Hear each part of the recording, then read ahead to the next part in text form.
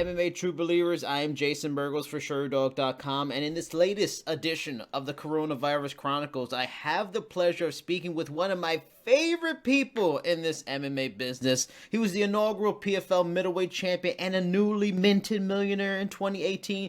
To some, he is known as Handguns. To others, he is known as Put the Guns Down. But in the end, he will always be Lewis Taylor. Lewis, my man, it's been too damn long. How are you doing? I'm doing as good as can be. But thank you for having me on. Definitely appreciate the introduction. It's been a long time. I've been waiting to have something to talk to you about.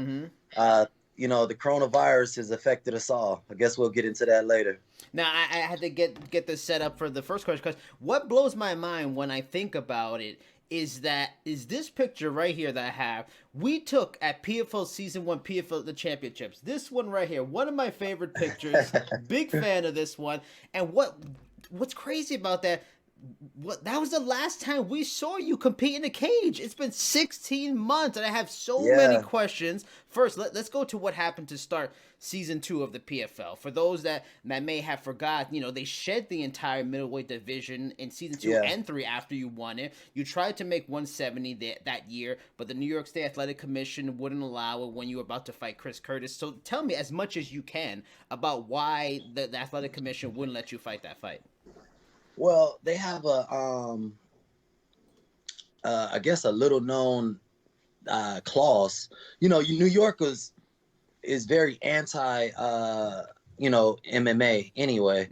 And so they just have a lot of unnecessary rules that no other state has. For instance, like you can't have any previous eye surgeries, and that includes like LASIK or whatever. Wow. So at the time, mind you, I had that procedure 8 years ago. No one had ever asked me, and they're like, oh, I'm like, yeah. They're like, oh, you can't fight. I'm like, I literally get punched in the face every day for a living.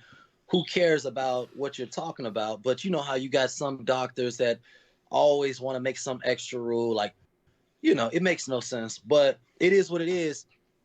I just backed down. Simply, I took it as a sign from God. For one, they cut my weight class, which is the 185 middleweight. That's my natural weight. Me cutting to 170 is possible, but it's not the healthiest thing for a 39, 40-year-old guy who's been fighting his at a certain weight class. For me, it always spelt the recipe, not for success. But if the money was right, I was definitely going to make it happen. And PFL's been a great place to end my career or just to be a part of in general. I'm very happy with them. And who knows, they've seemed like they're moving away from New York themselves. They lost like 3 or 4 fighters due to a lot of the New York, strange clauses. So I know they're trying to put on the best show that they can do. And if they keep losing the competitors they really want to showcase, it doesn't make sense for them to keep doing business there. So tell me about, because like I'm glad you said it that way, a natural middleweight, because you're not a large middleweight, though you're very muscular. But what kind of changes did you have to make to try to even make 170? Like what things that you normally would do for middleweight that maybe you just were completely unable to do because you had to make this much lower weight all of a sudden? Put the cheesecake down. This time it's not the guns, it's the ice cream, it's the cheesecake, it's the Reese's. We're professional athletes, but at times we don't eat like it. And because I'm always gearing up for competition, when I have downtime, I tend to eat like a slob. So if I make those adjustments of staying away from the pizza, the this, the that, everything would have fell into place. It would have been a little bit harder once I got past 174, 175, but I would have got the job done. I've never missed weight, and I didn't plan on doing it that season. Now, and since we have you here, and I think I already know the answer, but I want to get your thoughts and perspective on it. Because some people say, okay, well, maybe he can go up then. We see a lot of smaller fighters going up in division, having some success. Kelvin Gastelum being one example. He doesn't seem like a natural middleweight, but he went up, he's done good. Why was middleweight not I mean, excuse me, light heavyweight not a good option for you? Was it? I mean, because a Yeah. novice person might say, oh well, he's maybe he'll have a weight disadvantage, but maybe he's the faster guy. He doesn't have to cut weight. With his speed and his power, that might be a good combination. What is it from your experience that said, nah, I can't do light heavyweight? No, I would have did either or. I was cool with either or, but for whatever reason, people in my camp, they know how easily I make 185, so they wanted me to go down rather than up. Because like I'm not even the type that I'm not hurting. I literally just wake up the morning of weigh-ins and go for a jog, and I'm on weight. I float my weight down. Where other people cut the weight, I float it. So for people who know me, they like, bro, if you really, I've never been the one to put on a sauna suit, to get in the sauna, to do the salt bath. I've been able to avoid all of those things, but I did that for a reason. I did that so that I can have more longevity in my career, because I'm a believer in bad weight cuts, and the recovery, because the thing is, like, even if you recover and you make weight, the next 24 hours, you're still taking body blows, shots to the head, and you're losing water, which protects your brains, your organs, this and that. So I've never been one to want to lose those, that protection. But I know at 40 years old, I know I'm getting to the end of my career here, which I said that I was going to do at 36. But I stuck around because no one's beaten me and I'm not losing. And even the fights I've lost, I haven't been defeated. Branch beat me about 3-4 years ago, and it was a good fight. A lot of people, I came in as the underdog. I believe I almost submitted him 2 or 3 times. It was a great fight. I mean, for 25 minutes of fighting, or 21 minutes of fighting, both of us, tit for tat, we was not landing clean. So for me, that's a fight I would love to do again. I thought that he was going to box me the way he did Vinny, but he wrestled me, and I wasn't expecting that game plan. So hats off to him. So the obvious question then was, when it wasn't clear you were going to fight in season 2 of the PFL, and they weren't going to seemingly use you as a person on TV, which I thought they should at least did that. Why didn't they just release you? Let you go, make your money, make your living somewhere else. And it seems like, for what you were saying earlier, it seems like you're still contractually connected to PFL. Are you still contractually with the PFL even to this moment right now? We have a working relationship, a very good relationship. They floated some things past me that maybe doing some champ versus champ type fights, or some things like that. Nothing, how it goes. You can't really get excited about anything until it's on contract. And I'm still hoping that, especially with the way this season is going, they're not going to be able to push a full season. So maybe they do just do some one-offs, this person versus that person. Who knows? They got a lot of people I would like to fight. I would like to fight the best, the current 205, the 170, who can meet at certain weight classes. There's a lot of fights that never happened that should have re-happened. I always wanted to to give John Howard, because of the way our fight ended, I wanted to make that fight happen, just to put him away in a manner I believe he deserved. And that's surprising too that they haven't, because they at least do those, like they started doing it last year, like the showcase fight, and they had fighters that weren't even in the season fighting, so that would have been a perfect chance for you to get, and they didn't. Then if you are possibly, you aren't necessarily against light heavyweight, why are you not in the light heavyweight group for season 3? It seems like you're not, because I know we're going to talk about the RCC fight in a little bit, but why are you not set up for at least light heavyweight for season 3? I really don't know. I didn't, I'm a kind of a go with the flow person. I feel like people they know what they want. If they want you somewhere, if they want to use you or not, they'll make it happen. So there's no need to, wave your flag and scream your arms and wave that plane down. That plane sees you. If that plane wanted you, it's going to pick you up. So I'm here. The PFL wants me. They floated, like I said, some good possibilities out there. We'll see if that comes to fruition. But like you mentioned on RCC right now, they got my phone number. And I liking them numbers they dialing. So then, to clear, make it all clear. PFL does know you are fine with doing a light heavyweight. They're not kind of under the impression it's middleweight or welterweight. They know you can if they want. You know what? You know what? That's something I'll make sure that I email or text them after this conversation. Good point. So without a doubt, and I'm definitely going to get to RCC stuff, but without a doubt, winning the $1 million was a huge financial windfall for you. And I know you had some ideas for things to do with the money, especially like, activism, maybe a foundation, LLC we talked about. But has that money become that much more of like a godsend because of the inactivity? And once you got deep into this hiatus, did you have to kind of curtail plans and just keep it all in the bank because there was no set plan of when you would return? Exactly. It's been exactly that.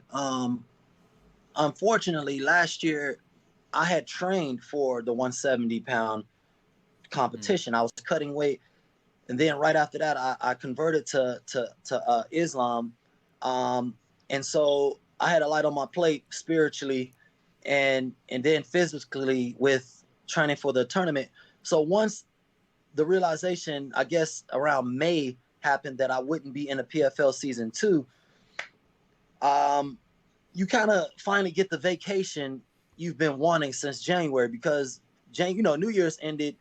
I had 5 fights in 6 months. I was busy.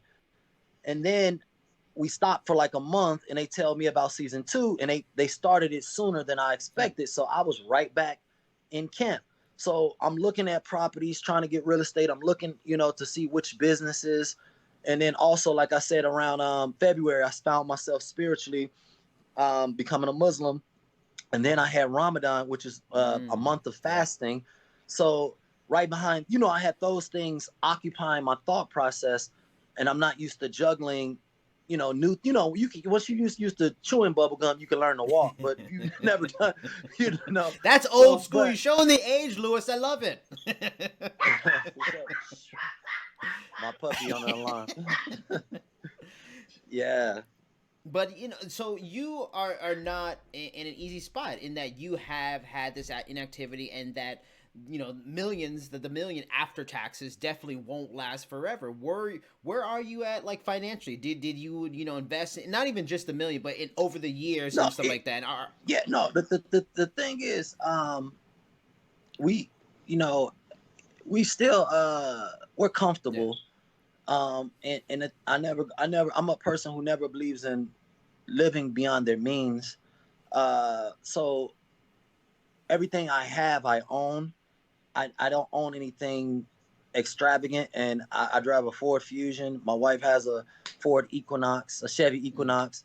You know what I mean? So the thing is, as long as we spend appropriately, we'll be okay. And especially at a time like now, my wife's an essential worker, so she's still working.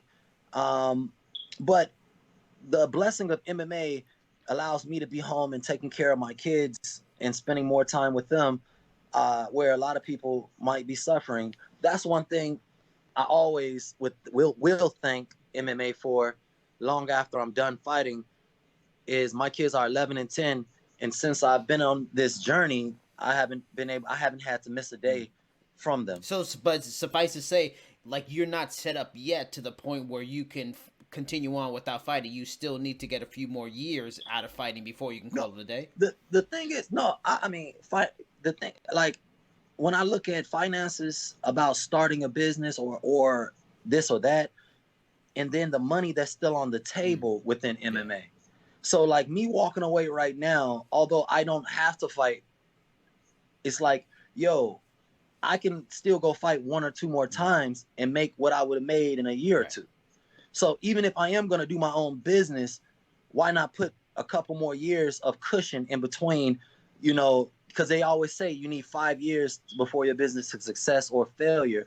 So why not give yourself that, here's an extra 2 or 3 years of finances to help your hard times. I mean, people are going to say, oh, he's 40. I mean, how much longer? But then again, perfectly, you mentioned earlier, which is important. You always try to avoid hard weight cuts. And those can put so much damage on the body, the organs over a lifetime. Do you feel, based on that, you're not going to be like necessarily the normal 40-year-old through this sport, through all the experience. Do you feel like, do you have a number? I feel like I have 2 more years, 3 more years, something like that. Or you're just going to keep going No, till you feel like you don't want it anymore? yeah. I mean, honestly, fighter, tough fights get me excited. This fight I have coming up with an RCC against Alexander Shlemenko, it gets me excited. He's a world champion multiple times over. You know, he comes to play. He just beat a guy I lost to. So this is a fight I want, and also I've never fought in Russia. I've never fought in Japan, Asia. I wanna check a few more things off my bucket list. It would be awesome, this whole UFC thing or whatever you want to call it, but that's not the meat and potatoes of my dream. The meat and potatoes is to get a chance to touch different audiences, to experience more things, no matter what the pay is. But if they paying right, it makes it that much more better. And I think you, in a way, you've kind of already answered this question, because now I'm going to ask about how the RCC deal came together. Because you already mentioned, the numbers looking right. You mentioned traveling around a little more. Is it simply that? Is it partly, you have your kind of a working relationship with PFL, so maybe that keeps North American promotions out of the way? Like, how does RCC specifically come together? That's a hard question to answer. There was a promotion over in France. They just legalized their MMA, and so basically, it was a good toss up between France and Russia, and I don't know. This was just an exciting fight for me. This is a fight that people can't wave off. They can't go, oh, who did he fight?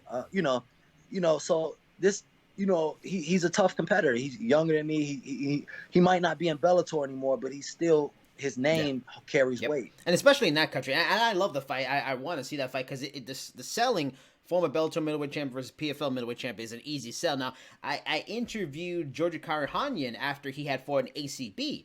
And we had talked about how he got screwed a little bit in his last fight there, and that guy is actually Russian. Is there any concern about this fight a little bit when it comes to, like, I can't let this go to a decision, because this is Shlemenko in Russia. This is trouble.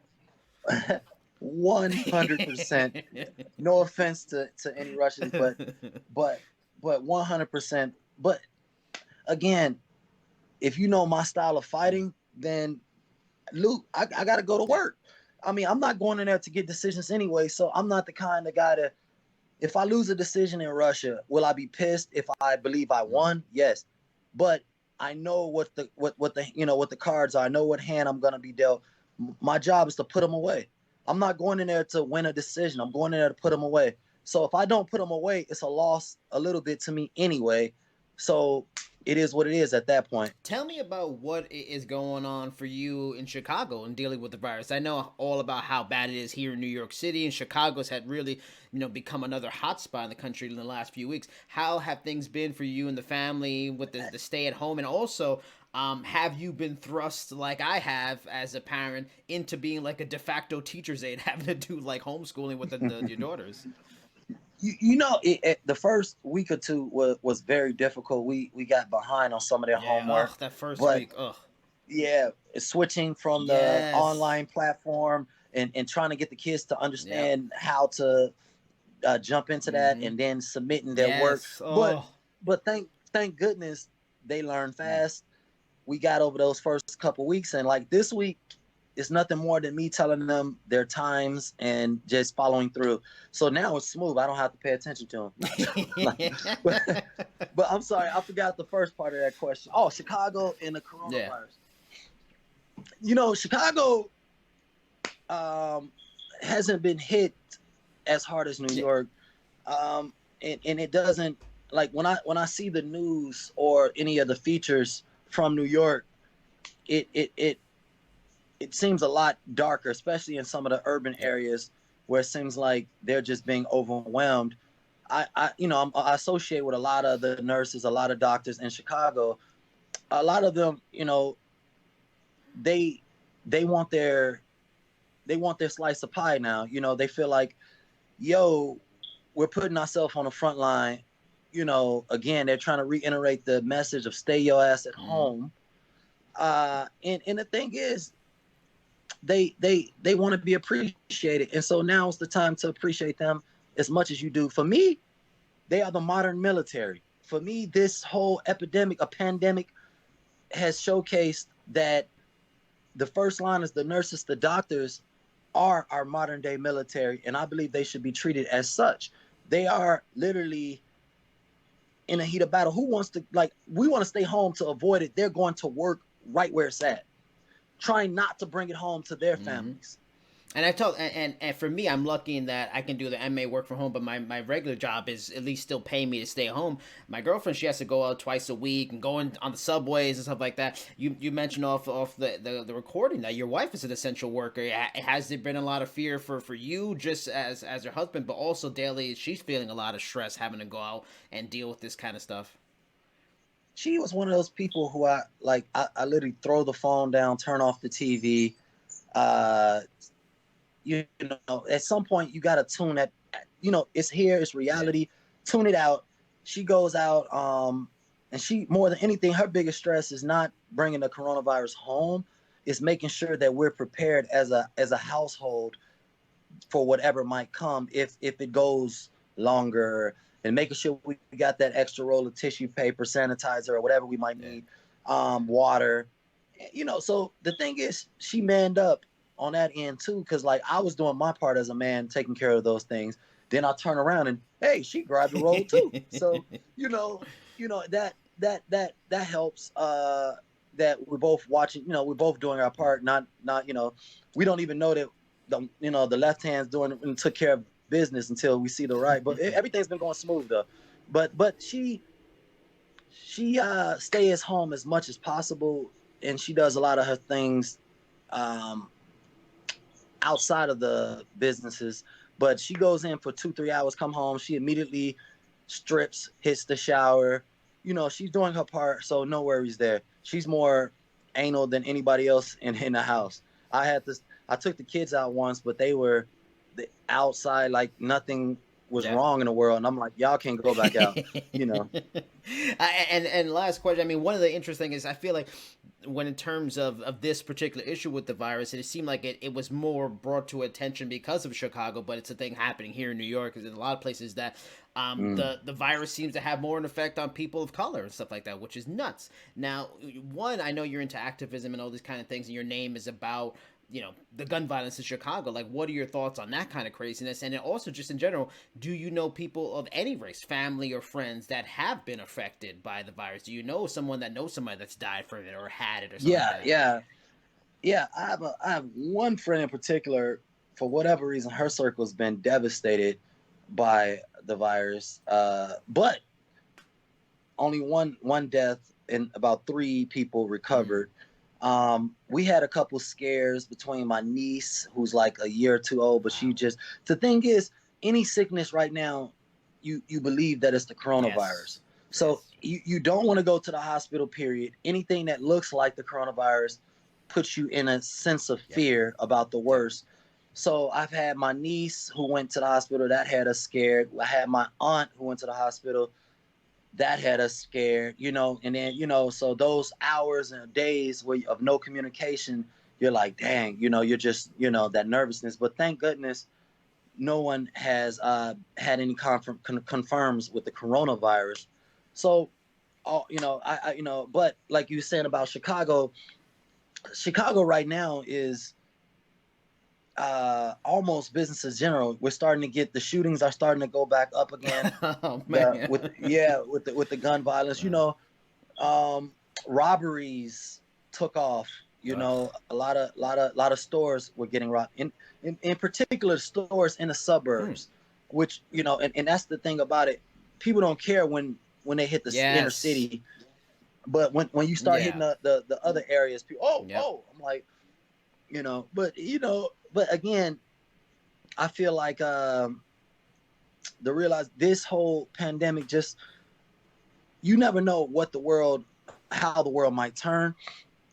You see how China took care of China, not the world, about, including any information, and you still got missing specialists and missing head doctors over there who are just gone. So you just never know the truth. And the world knows that they're lying about the numbers. The United States is probably reporting overestimating their numbers, so they're lying too. So it's a crazy world. The United States, I believe, is seeing the opportunity to gain more power. To gain more power over the people, so it's scary. China has always had too much power over their people, so it's scary. You look for balance. I don't know for me, like I said, for me, the biggest thing is I hope that everybody is paying more attention to politics. Not just taking this money that Trump gives and being thankful, but knowing that he was a part of the problem. And to me, you don't get a chance to throw a rock through a window, break the window, come back and fix it, and then be the hero. Yes.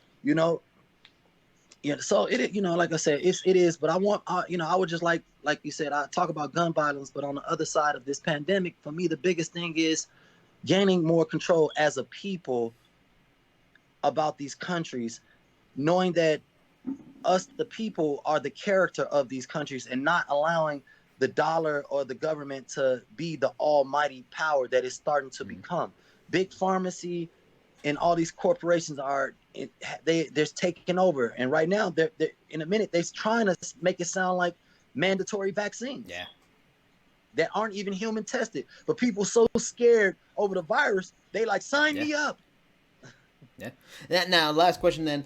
So have you been, because I've talked to a lot of fighters during this time, and a lot of them are talking about how they're, doing those things that maybe they didn't get the chance to do before: housework, watching shows, hobbies, all kinds of things. Have there been interesting things that when you're not, helping the kids with schoolwork and helping the wife with both of you doing various things around the house, that you've been able to catch up on, that you haven't been able to catch up? Have you been bitten by Tiger King fever? Something you haven't seen yet? Me and the kids, I binge watched Tiger King. I watched the Circle France, the Circle Brazil. I've caught up on some shows, but for the most part, Bilal was supposed to be fighting Saturday. Right. So we were still in camp in a sense. We were still ducking the law. We were still. We were literally, trying to get. We were doing our running in the morning, our pad work in the morning. We were getting the keys to lock gyms and sneaking in there, trying to put on the best show for him and get this win.